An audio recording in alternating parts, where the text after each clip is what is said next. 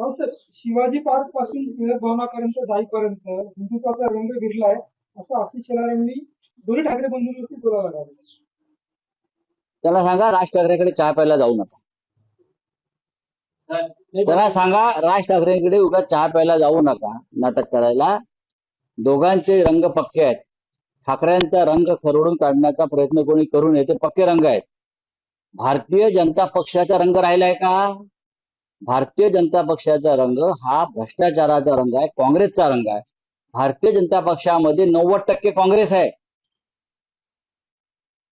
आणि राष्ट्रवादी काँग्रेस आहे की नाही हे शेलारांनी सांगावं. सांगावं ना. भारतीय जनता पक्षामध्ये स्वतःचं नेतृत्व राहिलंय का? मला आश्चर्यच वाटतं. हे सगळे काँग्रेस आणि एनसीपीतून वगैरे आलेले लोकांना म्हणतात हे भाजपचे नेते आहेत. अरे कालपर्यंत आमच्या छत्राखाली होते सगळे हे लोक. आणि हा अमुक अमुक अमुक काँग्रेसचा आता शिवाजीराव कर्डिले वारले काल. भाजपचे नेत्यांचं निधन. कसं काय? आयुष्य काँग्रेसमध्ये गेलं, राष्ट्रवादी काँग्रेसमध्ये गेलं, काही काळ शिवसेनेमध्ये होते. हे 90% लोक राष्ट्रवादी भारतीय जनता पक्षामध्ये, काँग्रेस, राष्ट्रवादी, शिवसेनेत. स्वतःचं काय यांचं आहे? स्वतःची पोरं जन्माला घाला म्हणावं.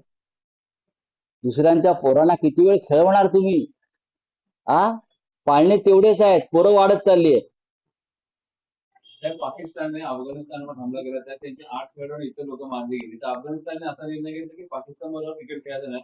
मात्र असा हमला असा अटॅक भारताबरोबर देखील झाला. भारत मात्र आता त्यांच्यावर क्रिकेट खेळायला दिसतो. भारत त्यांच्याबरोबर केक पण खाऊ शकतो. भारत त्यांच्याबरोबर क्रिकेट पण खेळू शकतो. कारण अफगाणिस्तानमध्ये जय शहा नाहीये, लक्षात घ्या. अफगाणिस्तानमध्ये अमित शहा आणि जय शहा नसल्यामुळे अफगाणिस्तान हा एक प्रखर राष्ट्रवादी निर्णय घेऊ शकला. आमच्याकडे जय शहा आहे, आमच्याकडे पैशाचे व्यवहार आहेत. अफगाणिस्तानमध्ये पैशाचे व्यवहार चालत नाहीत राष्ट्र आणि धर्मापुढे.